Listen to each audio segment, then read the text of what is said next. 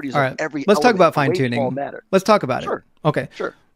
Is the fine tuning here because the creator had intention? The fine tuning is here because there was an intent that was originally encapsulated in all of it. And according to the scriptures, It's a yes or no question. Does the creator create with intent or not? Yeah, absolutely, 100%. Okay. Did he create the earth with intent? 100%. Did he create mankind with intent? 100%. Great. Then the evidence is against you because the earth is 97% covered. I'm sorry, 97% of the water that covers the earth is poisonous to drink. Children are born with bone cancer. Sure. And in fact, the world is constantly trying to execute its inhabitants, which means absolutely, if the earth was designed with an intention, the intention is clearly evil.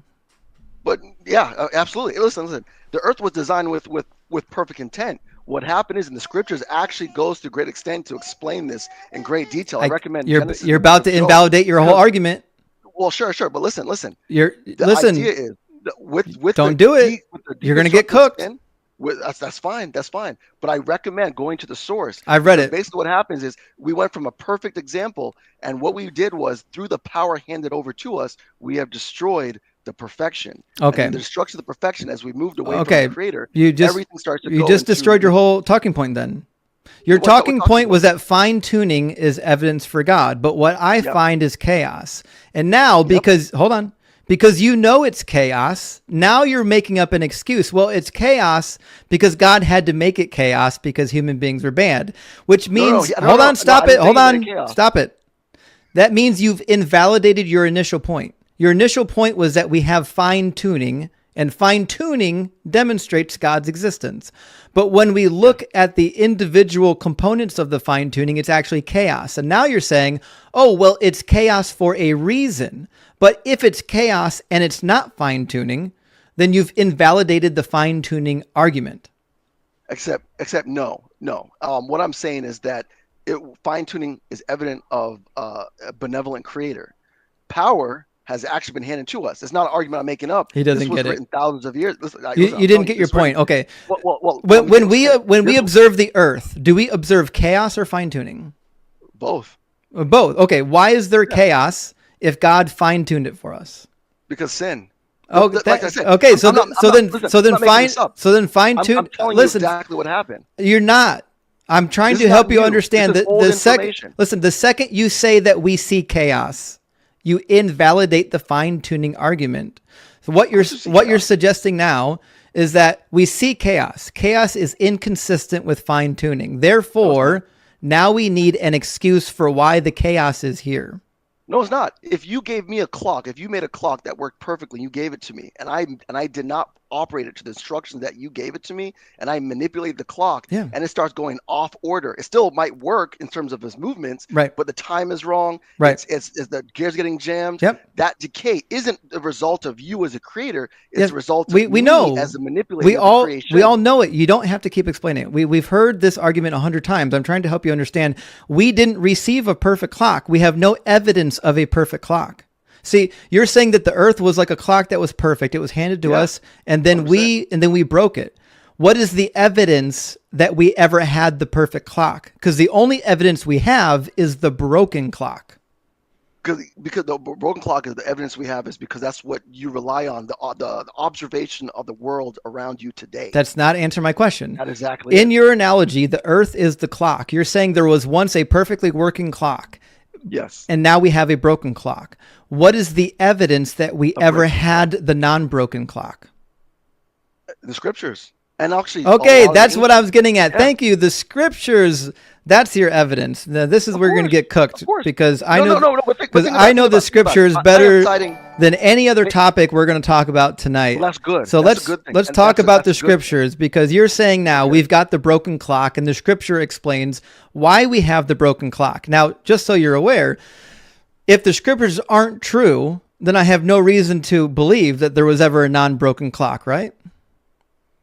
I mean, if there was scripture not true, I mean, that means what's true then? What is true? No, it's an easy question. Yeah. If the scriptures aren't true, then the logical extension is that we just have the broken clock. We never had the perfect clock.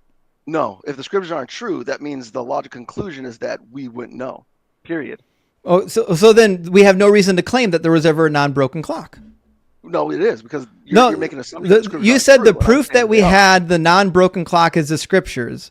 But if the scriptures aren't true, then we have no reason to believe that there was ever a non-broken clock. No. It's crazy.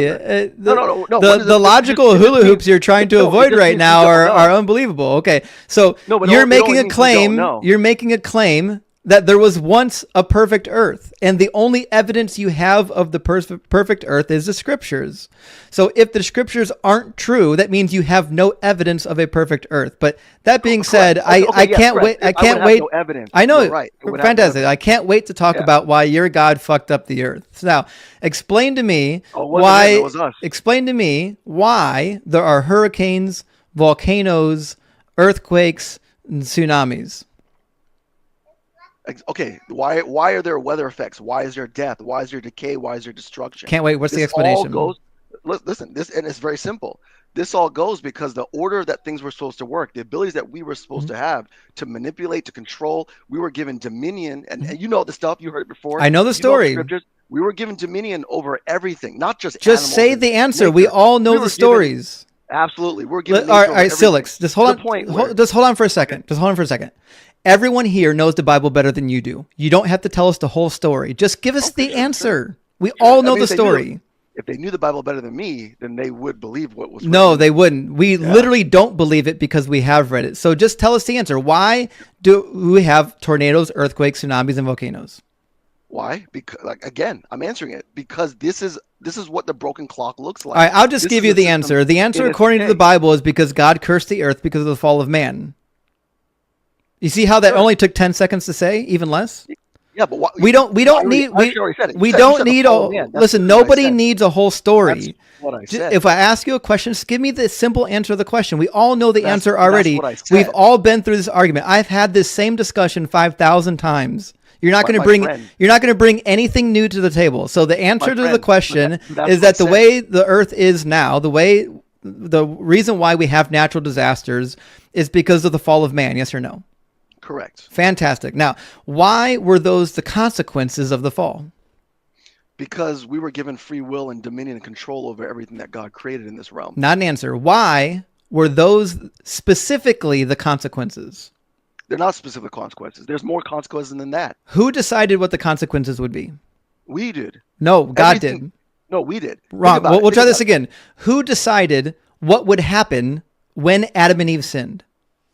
We did. Wrong. God did. We'll try this again. Who decided that nature would change when Adam and Eve sinned? Again, we did. Wrong. We'll try this from the very beginning. Okay. Did Adam and Eve create nature? No. Do they have the powers of creation? Procreation, yes. Do they have the power to manipulate the earth?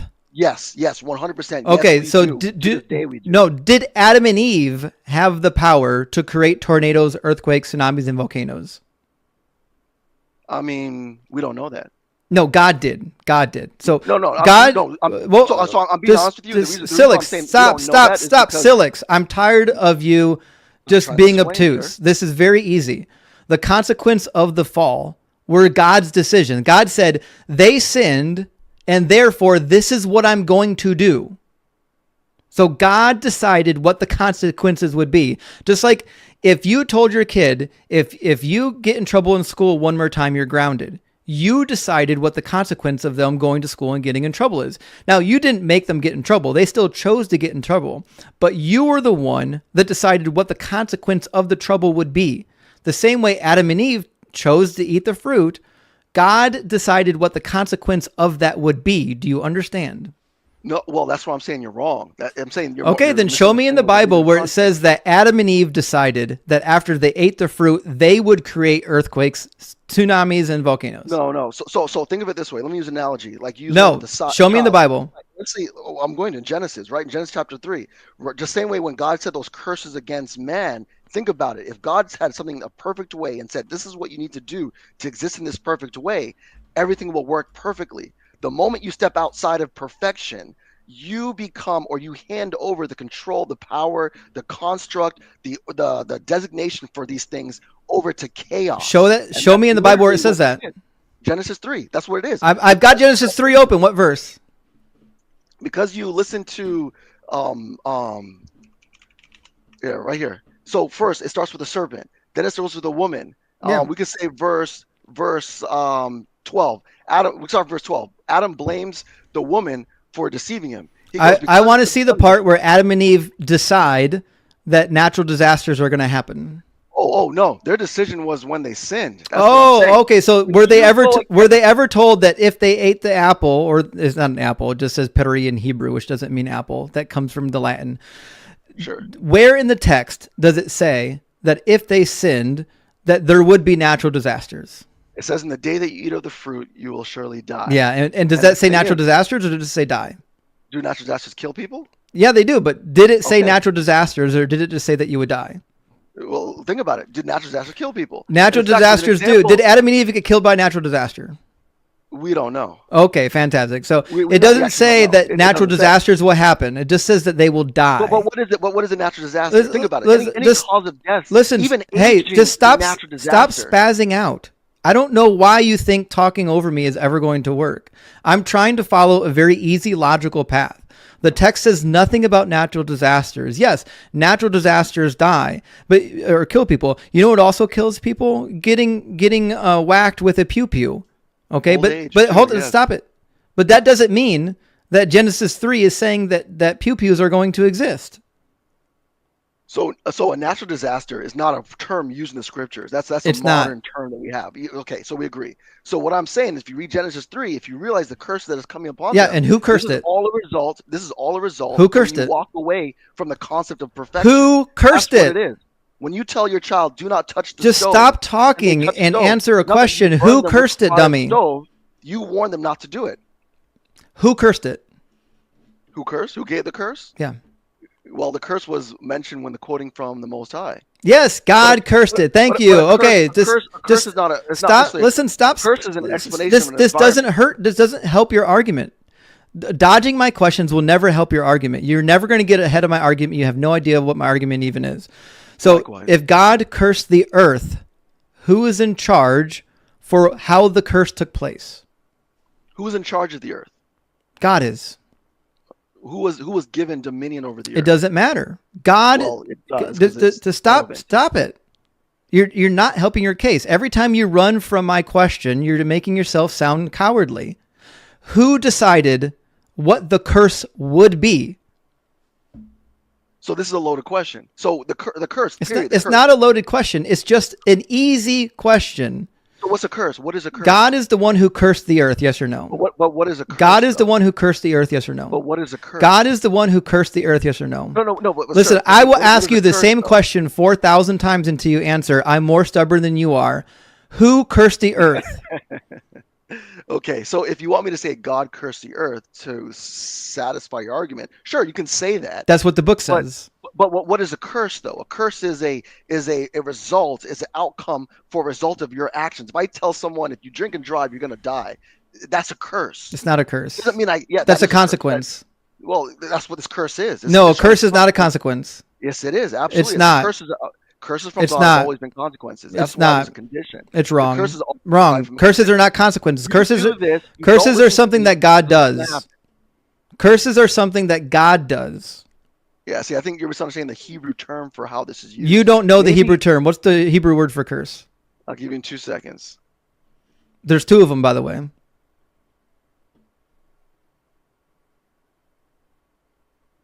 He doesn't know. That's why he's looking up.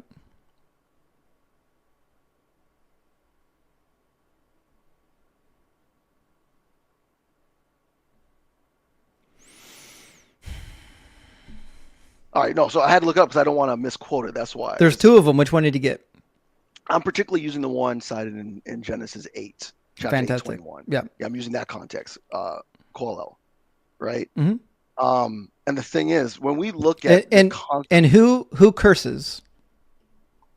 I mean, anyone can curse. Like, you could curse me, I could curse you, but what curses take effect can only be from someone who at least tells somewhat. Does the text say that Adam and Eve cursed the earth? I didn't make that claim that Adam and Eve cursed the earth. Okay, so who cursed the earth? Who cursed the earth and caused it to have natural disasters? Adam and Eve. Wrong. Natural disasters through their actions. So you're being dishonest. I'm not asking you if they sinned. I'm asking you who decided the consequence of the sin. This is very easy. So you're okay. You're asking me a loaded question, so I'm giving you. It's not a loaded question. It's a logical question. It's a loaded question. Who decided ahead of time what the consequences of their sin would be? Okay, in that case, you can say God. Yes, that is the answer. Thank you. I don't know why it took you 30 minutes just to admit the easy answer. Yes, God was the one who decided that after they sinned, there would be a thing that happened. And the thing that happened in this particular analogy or this particular narrative is natural disasters. So the next question is, did God have to make natural disasters a consequence of the sin? No, because natural disasters is a product of sin. It's not. Yeah, that's a product of sin. Okay. So point. Who decided what the product of sin is? Anything outside of perfection. Who decided what the consequences of sin would be? Anything outside of perfection. Who decided what the consequences would be? The opposite of perfection. Who, not what. It's a who. Who decided what the consequences would be? Well, are you asking, does God know the consequences? Do you know the difference between a who and a what? Well, loaded question. Listen. Being a coward doesn't make you look good. It's easy. Who was the one who decided that sin would even have a consequence? So God would say sin would have a consequence. It's God. Thank you. God is the one who decided that sin. God is the one who decided sin would have a consequence. Yes or no? Because he knows all. I don't care if you think he knows all. Was God the one who decided that sin would have a consequence? Sure, if he's perfect. Okay. Right? Is God the one that decided what that consequence would be? Or did he know? Did God? Did he know? I'm not asking you, did he know? Did he decide? Did God make the decision that sin would have a particular consequence? Thank you, Gunslinger. In the context that you're defining God, then yes, he would have determined the consequences for the sin. Of course he did. However, God being omniscient, knowing all, and creating things in perfection, had an ideal where there is no consequence. I don't care. And then once you go outside of meaningless to me. What's the opposite? That's meaningless to me. It has nothing to do with the argument we're having. What we're talking about is who's in charge for the consequences. And as it turns out, God was the one who decided that after Adam and Eve fell, he was going to create natural disasters. Did he have to do that as a consequence? Yeah. He had to. So God's not all-powerful. No, he is. That's why he is all-powerful. No, all-powerful beings don't have to do anything. What was the thing? What was the thing that was forcing God to create natural disasters? He did. Because here's why. He did. So God did it. Here's why. Let's go back to the pretzels that these Christians have to turn themselves into. I don't know how you get on somebody else's live with like 700 people watching and you don't find this to be embarrassing. These are easy yes or no questions. So God decided what the consequences would be. You already admitted that. Now I want to know, why is it that God had to make those the consequences? He didn't. I already said that. He didn't. Oh, so he didn't. Okay, so he chose to do it then, right? No. Listen. Sorry, no, hold on. No, stop. Hold on. No, stop. Nope, wrong. You're embarrassing yourself. You already said that God decided what the consequences of sin would be. Yes or no? Listen. Let me go back. Yes or no? That's a loaded question. It's not a loaded question. It's a logical question. Listen, I'm not asking a loaded question. Who decided what the consequence? If you don't answer my question, I'll drop you and move on to an actual adult that will answer questions. Who made the decision of what the consequences would be? So under threat, I'll just say, to make you happy, to appease what you're saying, because you're threatening me to say what you want to say, I'll just say yes, sure. That's God. That's because that's the true answer. Okay, so the actual answer. So let me go back. You're not responding until we finish. So the actual answer to the question is that God decided what the consequences would be. Yes or no? By your definition, I will say yes, because God is all Fantastic. powerful. Okay, so However, did he have to decide those specific consequences, or could he have decided on different consequences? he didn't. So let's put it this way. That's not answering my question. Traveling Hobo, thank you for the super chat. Big W for Traveling Hobo. I appreciate that. I don't know what country that's from, but I appreciate the super chat. I'm not going to let you squirm away. I'm not squirming away. Did God have I want to stay on the topic. The consequences that God decided for sin? Did he have to use those consequences, or could he have made different consequences?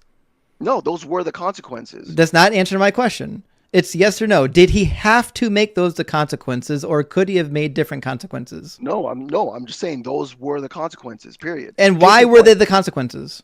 Okay, because there are consequences, because when it was perfect, in perfection, the way things work properly. He's never going to get it.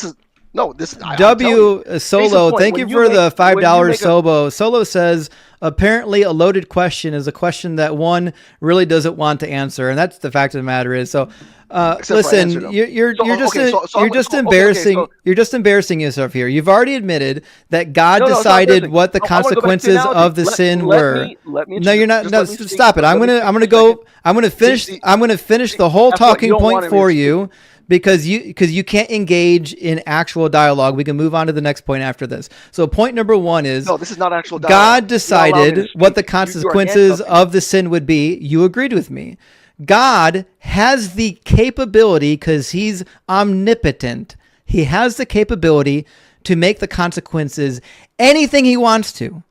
If God is required to make them one way, then he's not omnipotent. So if you believe that he's omnipotent, you have to agree that he could have made the consequences any dab thing he wanted. He chose. Point number three. Free will. Point number three. God chose. He decided what the consequences would be. And the logical conclusion is that God decided that natural disasters would be a thing, even though he didn't have to make them a thing. It was a decision that he made to make them a thing. And if God created everything with intention, and he acts with intention, then this could only lead to an intent of an evil entity that inflicts unnecessary suffering on humanity. Do you understand the whole breadth of the argument? Sure, you're talking about Satan now. So I'm not talking about Satan. Again, we're going back to, so go back to. I didn't say anything about Satan. You made a clock. I didn't say anything about Satan. I'm talking about natural disasters. I did. I know. I said it. Address natural disasters. If you make a clock. Address natural disasters. And if you make a clock for me, and you make it under a certain condition where it's supposed to work perfectly, through my decisions, I change that and go against what you said. And you say, because you have done this, the clock now is not going to tell the correct time. Because you said to me, did you make that curse where the clock is incorrect? No, you made it perfectly. I'm the one, who changed it, adjusted it, and messed it up, even though you knew that was going to happen. Same thing works with God in the same exact way of creation. It was a perfect, well-working system. It was ideal. He said, do not do this, otherwise you're going to die. They do the exact same thing. We all know the story. Just finish it already. Chaos and the degradation and the breakdown of where we are today. That's why there's death. That's why there's natural disasters. That's why there's hurricane storms and tornadoes. And the thing is, according to scripture, all right, just stop talking. All you're doing is gish galloping now. Okay, so we're still on the clock analogy, because you are making a bad analogy. Okay, in the analogy, when we get the perfect clock and we break the clock, does the clock now execute humanity at random? I mean, sure. I mean, and if we're talking about a world clock, so to speak, yes. Okay. Did the clockmaker, was he required to make the clock in a way in which, when it broke, it would randomly execute humanity? It's not supposed to break unless. Wrong. That's not answering my question. Does the clockmaker know that if the clock breaks, there are multiple outcomes that could happen? Yes. Does he have control over the outcomes? I mean, yes. Then so if he has control over the outcomes, could he make it so that the outcome of the broken clock doesn't result in people being executed at random? Yeah, he will. Okay, then He made a broken clock on purpose. His intention was to have a clock that was broken, that would hurt people at random. Also, Traveling Hobo, thank you again for the super chat. Traveling Hobo says, thank God I'm an atheist. 500 Philippine pesos, $850 US dollars. Big W from the Philippines. We appreciate that. So we'll just try this from the beginning. Again, you admitted that the consequence of the clock executing random people when it broke was a consequence that God had control over. He could have made the consequence so that when the clock broke, it didn't execute people at random. He chose to make it so that he would. So your second analogy, fails. No, it doesn't fail. It doesn't fail. It's actually consistent. It's actually very consistent to what you're saying, because it's not that he made the clock to kill people. It's that I didn't say that. I know. I'm just clarifying. The clock that was handed over, like the world handed over to the people, like you saw in Genesis chapter 2, they were given dominion over it. Yes, in other words, I know. You're not saying anything yet. It's perfect. Here, this is yours. This is how you run it. I don't care. We're not talking about who broke the clock. We're talking about the consequences. So and you've already said, listen, stop. You told me in both analogies, both in the garden analogy and in the clock analogy, that God has control over the consequences. Does he not? Yeah. Okay. If God has control over the consequences, then he can make the consequences as such that people don't get randomly executed. Does he have that capability? I mean, sure, yeah. Okay. Why not? If he has the capability to make the consequences so people don't get executed at random, then that means the consequence being people are being executed at random is a decision that he made. Do you follow? Oh yeah, free. I mean, okay. So the natural. Just stop it. Just stop it. You will never do anything for your argument by gish galloping.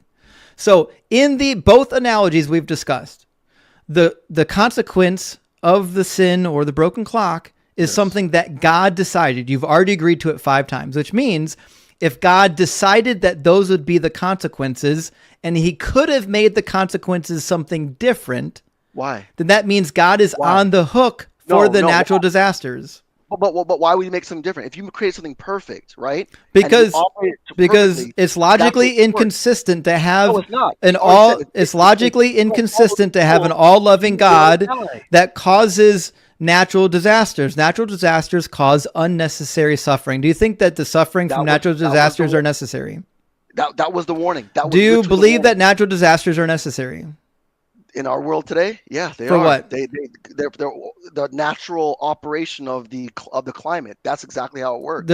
Could God have made the climate without natural disasters? You already told me that. Did. Oh, he did. So he did. Okay, so then they weren't necessary. No, they weren't necessary to when everything was perfect. They're not necessary. God could create the earth without them, couldn't he?